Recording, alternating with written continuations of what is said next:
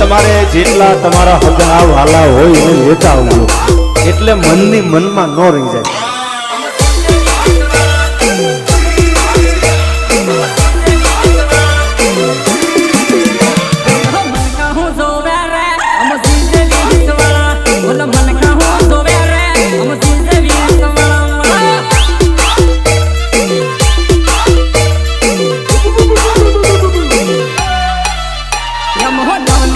I'm